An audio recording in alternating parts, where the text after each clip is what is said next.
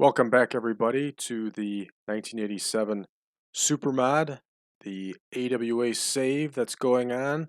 Today is a big day. It's Yaromir Yager Day that we're doing tour number 68 here.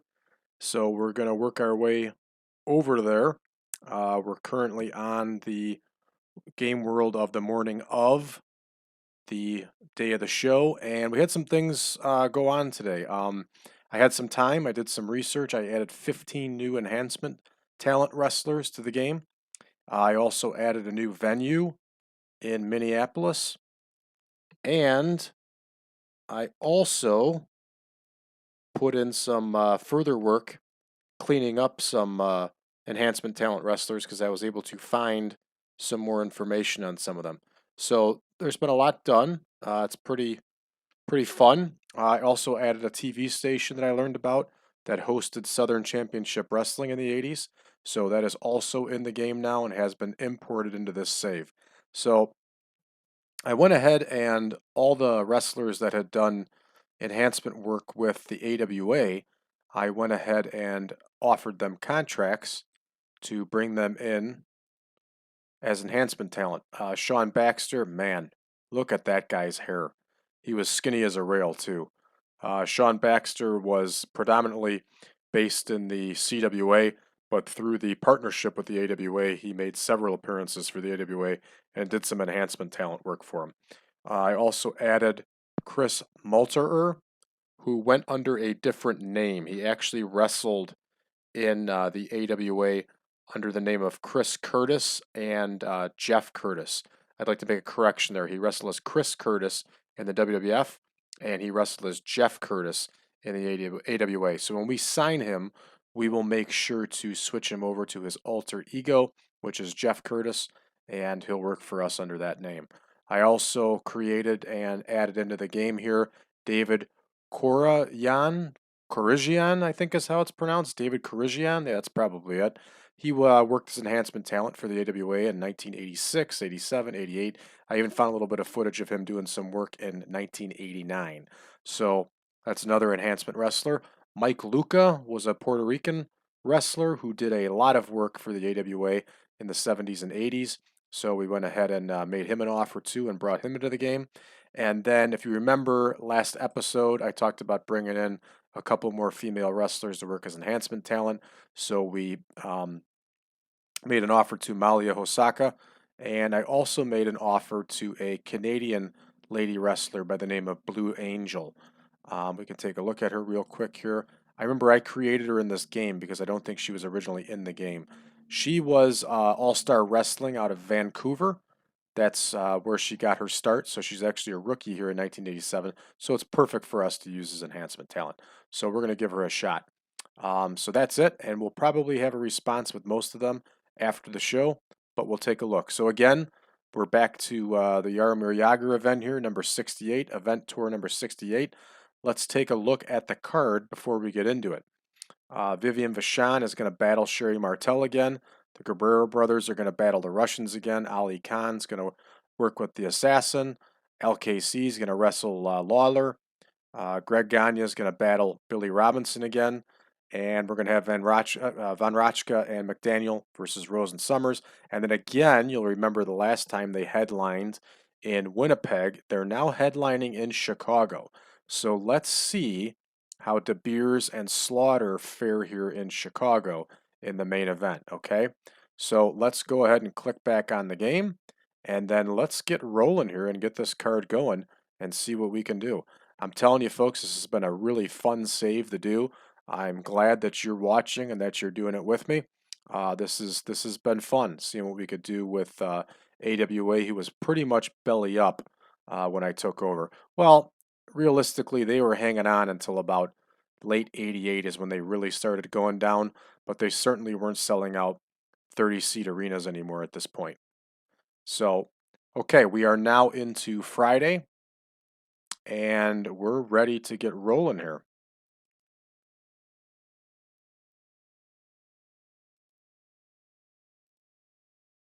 Okay, we're going to be in Chicago, so let's see what we can get in Chicago here, Great Lakes. As far as events, okay, we can get about 4,200 people. So let's go 4,000 to 5,000. And let's see if anybody's in Chicago.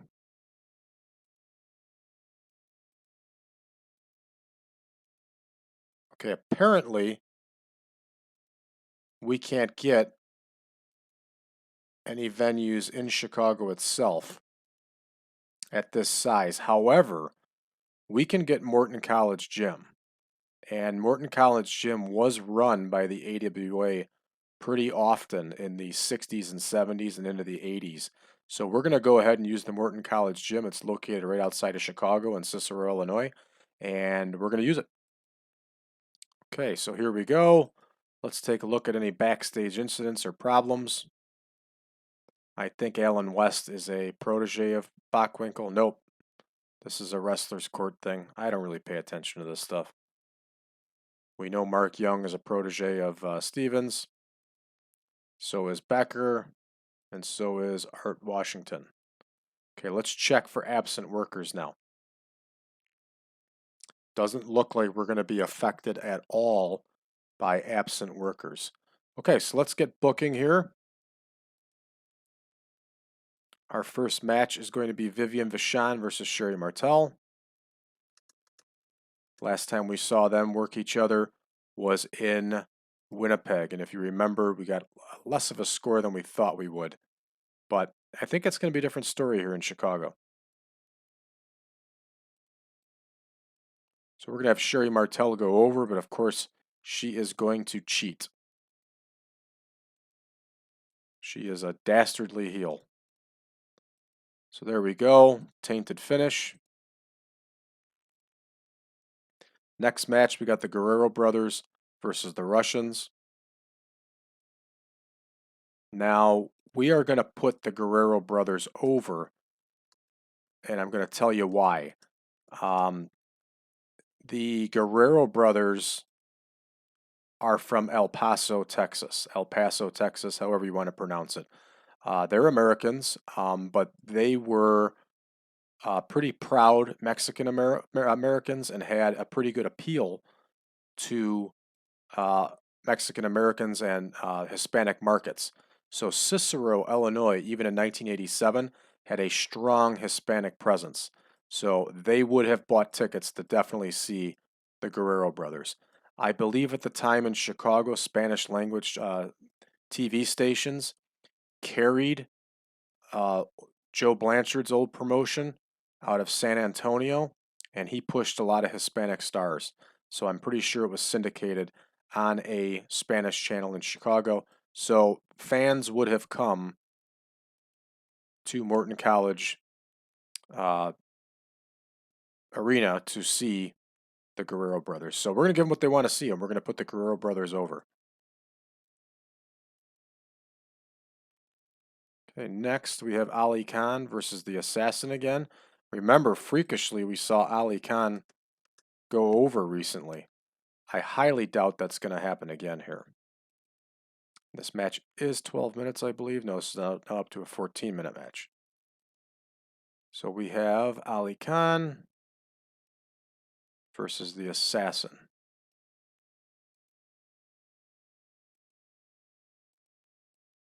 Nope, I'm going to let the computer decide who's going to win. It'll be interesting to see who wins. LKC versus Lawler. They're going to go 14 minutes.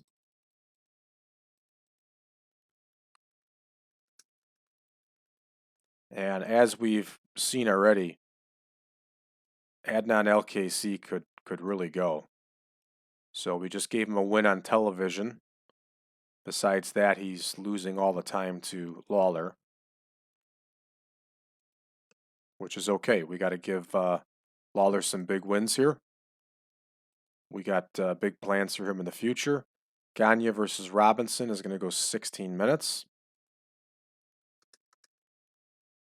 Remember, we tried doing a technical master class, but it didn't work out. It didn't look like Gagne possessed the tools to go for a technical master class. So we are not going to do that. We're just going to make this a straight match, and we're going to see what happens here. I've shared already with you my thoughts on Greg Gagne.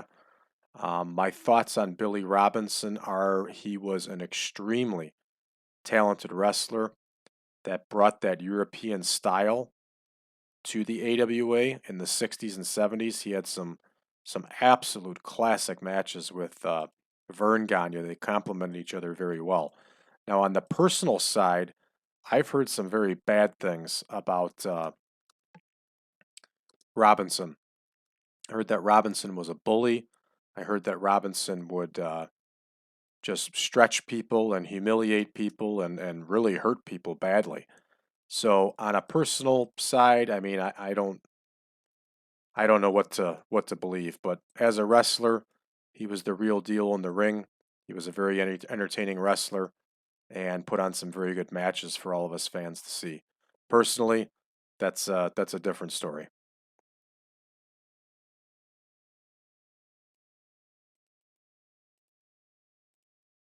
Buddy Rose and Doug Summers. We're gonna leave this one open ended again and see who gets the win.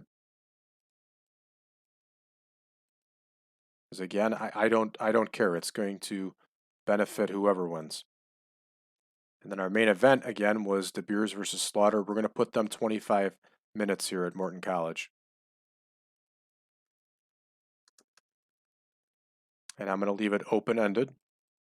And we're going to make it an epic and see who comes out on top with the win. There's Colonel De Beers. There's Sergeant Slaughter. All right. Epic. There. Let's look over our card really quick here. Looks like it's everything we wanted it to be. So let's give it a rip here. Let's see what happens in Cicero, Illinois. Let's see how much better this card goes over. Yeah, you can see there's a difference already. Sherry Martel just scored a 71. Excellent. Oh, no. Zhukov's got a fractured cheekbone. Now, that would not happen with the Guerrero brothers. They were so safe. So, I'm getting tired of these injuries. And I have injuries set to low right now, too. There's just too many in this game. Something pretty cool at the bottom here. It says Soldat Ustinov benefited from having a hot new move. At the end of our last session, it did show us on the screen that right above where it said Lawler invented a hot new catchphrase, it said that Ustinov invented a hot new move. So cool. So it got him a bonus here. That's a lot for one match. So that's good. And apparently Hector Guerrero is fatigued. Fair enough. All right, moving right along. The assassin takes out Ali Khan, just as we expected.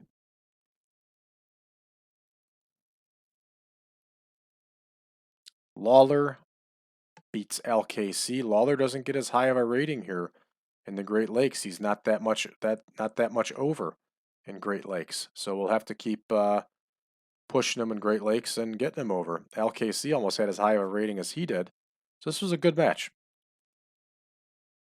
Gagne versus Robinson. Ooh, Gagne beats Robinson with the Gagne sleeper. Very nice.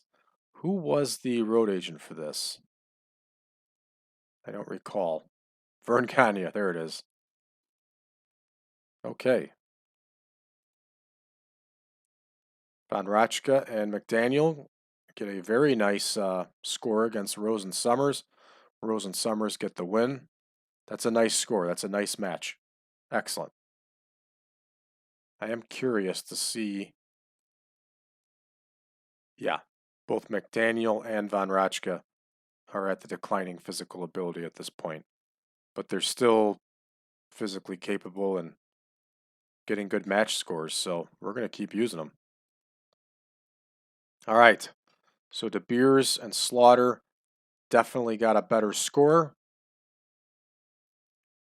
but is this still main event material? We're going to have to rethink this one. Is this still main event material? As a matter of fact, why don't all of you that are watching drop a comment down below and let me know if you want to see me replace this with another main event or if you want to see it stay. Let me know what you think. I'd be interested to see what you think. So De Beers is struggling on psychology. So that's really the only negative here. So that was the epic. So maybe next time we should try not to run it as an epic and see what to do. But then again, you may not want to see this as a main event anymore. So why don't you let me know what you think we should do, and maybe we'll give it a shot, okay? I've taken a lot of advice that I've heard so far. Some people had some really cool ideas, and I've plugged it in throughout the game. So uh, think about it. Let me know what you think. All right, let's finish this one up, and then let's see what the rest of the game world was doing. Okay, we got the increase in that area. That's good. No need to make a speech. All right, this is going to be interesting to see what happens here.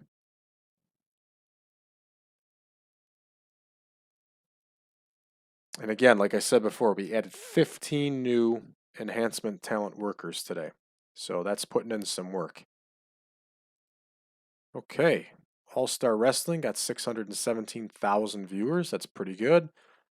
Jerry Lawler's got a grueling schedule. Come on, he only works for 2 companies, part time. Wow. Let's take a look on Zhukov and see if he's going to be out. This makes me nervous because I really like him and I think he's very good. Okay, he's going to work through it. So we're going to lose points on him, but that's okay. Let's see who's ready to sign with us here.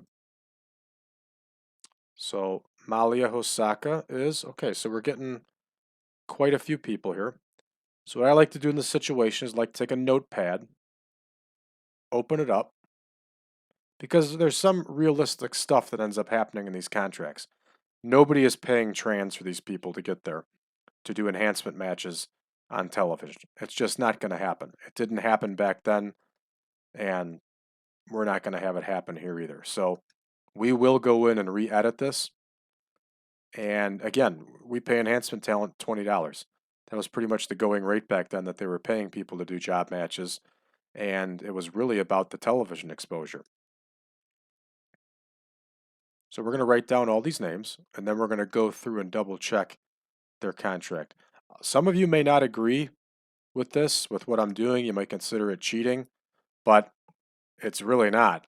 I mean, this is how it was. And then you got to ask yourself, too, how many of you are actually using enhancement talent and trying to run this exactly like it was back in the 70s and 80s in the AWA? So again, my biggest thing with playing this game is the strive for realism. So Malia Osaka, here's a copy of her contract. So we got her for $20. She is not getting any merchandise cut. It's just not happening. Okay. So who else do we got here? And we're going to add Malia Osaka right away to the enhancement talent list.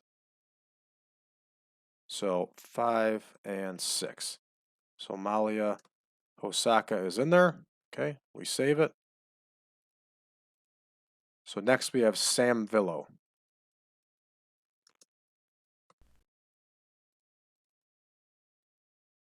Sam Villo's going to get $20. Okay, he's not going to get any merchandise cut. It's not going to happen. So Sam Villo, from what I remember, was a middleweight. He was a little bit heavier. There he is. I put him in already. Just had his name spelled wrong. Okay. So next we have David Karijian.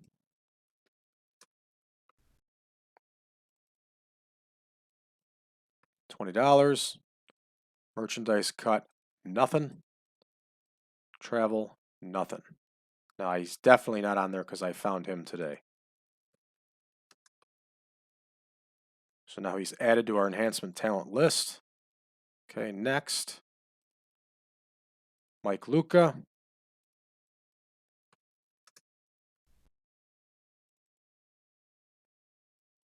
$20. Merchandise cut. No travel. And I'm pretty sure Mike Luca was a lightweight, but we'll double check. And our last signee for today is Blue Angel. She signed for us right away, just like I thought she would. So she's already working for a couple other companies. I hope that doesn't cause a problem, but we'll see. She's perfect for enhancement. She's brand new, and she's looking for experience. So right there, we got her done. We're going to go to the roster. We're going to check out these weights. We are going to plug her in. So now there is six total enhancement talents for the ladies division, and we have 2 women's matches per TV taping. So this will work out pretty well for us. Okay, we're going to clear this out, and we just want to double check weights. So we said Mike Luca. Just want to double check to see that he was a lightweight, and he was. So we are good here. So now we are on Saturday night. So our next show is going to be tour date number 6969. Keep your comments to yourself, please. And that one's going to have the big tag match again between Hennig and Hall and Bockwinkel and Zabisco, and we're traveling to Denver, Colorado for this event. So this is exciting stuff. All right, thanks again, everybody, for tuning in to another episode here. And I hope that you please give us a like and go ahead and subscribe. And then if you want a copy of this mod, I'll be more than happy to send it to you. Visit my website, braddrake.net/contact. Fill out the form. Let me know you want it, and I'll send you a link to the Google page to get it. Okay? And then also, we have a group on Facebook, facebook.com/1987 Supermod, where we're talking all about this mod and everything going on. Okay, so please join us, and I'm more than happy to send you the mod. I'd like to see you play it and get your thoughts back on it. So thanks everybody again for watching this episode, and this is the Jaromir Jagr episode, and we look forward to tour date number 69 next time. Thanks a lot. Have a good night.